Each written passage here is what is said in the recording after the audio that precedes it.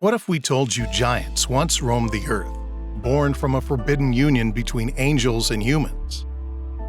This is the truth behind the Nephilim, a dangerous giant race in the Bible. Our story begins way back, long before the Great Flood. The earth was under the watchful eyes of 200 angels called the Watchers. God sent them to look after humanity, ensuring everyone stayed on the right path. These Watchers were led by Semyazza, a senior angel responsible for maintaining order. Everything went smoothly for a while. The Watchers did their job, observing from a distance and offering subtle guidance when needed. But things started to change. The Watchers couldn't help but notice how beautiful human women were. Their admiration turned into desire, and soon the once disciplined angels were consumed by forbidden thoughts. Despite knowing better and fearing God's wrath, the Watchers, led by Semyazza, gave in to their desires. They came down to earth, married human women, and had children with them. These children were not ordinary. They were giants, known as the Nephilim. As Genesis 6:4 says, the Nephilim were on the earth in those days, and also afterward, when the sons of God went to the daughters of humans and had children by them. They were the heroes of old, men of renown. The Nephilim were not just giants in size. They were giants in strength and brutality. These powerful beings got their might from their angelic fathers, but none of their wisdom or restraint. The Bible describes them as the mighty ones of old, the men of renown. But their reputation was built on violence and oppression. Physically imposing and incredibly aggressive, the Nephilim wreaked havoc wherever they went. Their insatiable hunger led them to consume everything in sight. They started with crops and livestock, but their appetites were never satisfied. Eventually, they turned to humans, terrorizing communities and leaving destruction in their wake.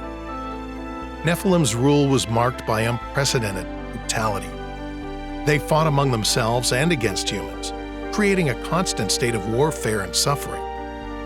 This period of chaos deeply troubled the earth, and cries for help reached the heavens. One of the most vivid accounts of their savagery comes from the Book of Giants, found among the Dead Sea Scrolls. This ancient text tells how the giants devoured everything, including humans, and when their food sources ran out, they turned on each other, resorting to cannibalism. Amidst all the chaos, one giant named Maweh started having troubling visions. Unlike the other giants, Maweh was haunted by dreams that hinted at their impending doom. Desperate for answers, he decided to seek out Enoch, a wise and righteous man, known for his close relationship with God. Maweh found Enoch in a lonely, desolate place and begged him for guidance. Enoch listened carefully to Maweh's story and agreed to ask God on behalf of the giants. When Enoch returned, his news was grim. He revealed that God was very displeased with the Watchers and their offspring. The earth itself cried out against the Nephilim for their countless atrocities. Enoch warned that a great flood would soon come to cleanse the earth of their corruption. This flood would not only destroy the Nephilim, but also bring divine judgment upon their angelic fathers. The giants were told to seek forgiveness and repent for their sins, but Enoch knew their chances of redemption were slim. Some giants, like Maweh, took Enoch's warning seriously. They prayed and sought forgiveness, hoping to avoid their fate. Others, however, refused to believe. Ohia and Haya, sons of Semyazza, laughed at the prophecy and chose to prepare for battle instead. As the floodwaters began to rise, the Nephilim faced their final judgment. Archangels, led by Gabriel and Raphael, descended from the heavens to execute God's wrath. The giants who chose to fight were met with divine strength and were quickly defeated. Those who prayed were shown no mercy either, as the flood consumed all life on earth. The Book of Enoch gives more insight into the fate of the Watchers. It explains how the rebellious angels, including Azazel, who taught humans about warfare and weapons, were bound and cast into a dark abyss to await their final judgment. This ensured that the influence of these fallen angels would no longer corrupt humanity. And if you're fascinated by all of this so far, make sure to like this video and subscribe to the channel for more content like this. While the Great Flood wiped out the physical forms of the Nephilim, their spirits lived on. Filled with bitterness and vengeance, these spirits continued to haunt humanity, becoming malevolent forces that tormented the living and caused further strife. But the Nephilim story didn't end with the flood. Over time, various cultures and scriptures continue to speak of giants, often linking them to the Nephilim. The Bible mentions several groups of giants, including the Rephaim, the Amorites, and the Anakim. The Rephaim, known as the Terrible Ones, are mentioned in several Old Testament passages. They were described as strong and tall, much like the Anakim. Og, the king of Bashan, was the last of the Rephaim in his land. He was so massive that his bed measured 13 feet long and 6 feet wide. The Amorites were another group of giants who lived in Canaan before the Israelites arrived. Known for their wickedness, they were among the people whom God commanded the Israelites to overthrow. The spies sent by Moses into Canaan reported seeing these giants, describing them as men of great stature. The Anakim were perhaps the most famous giants. They lived in the land of Canaan during the time of the Exodus. Joshua and the Israelites fought many battles against the Anakim, eventually driving them out of their strongholds.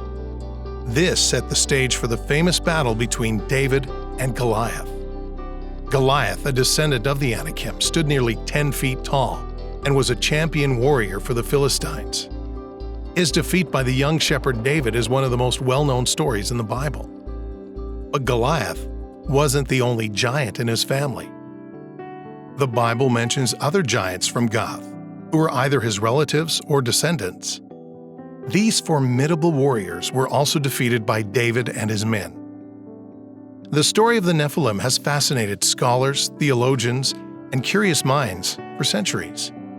Hidden among the more familiar stories of the Bible, the tale of these dangerous giants raises many questions about divine beings, the consequences of rebellion, and the complex interplay between heaven and earth. Despite their terrifying legacy, the Nephilim remind us of the consequences of defying divine order. Their story shows the perils of unchecked power and the inevitable downfall that follows.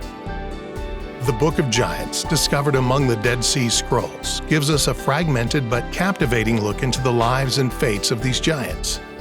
Though many details are still a mystery, the tales of Maweh, Oya, and Haya provide a unique perspective on their struggle for redemption and the harsh reality of divine judgment.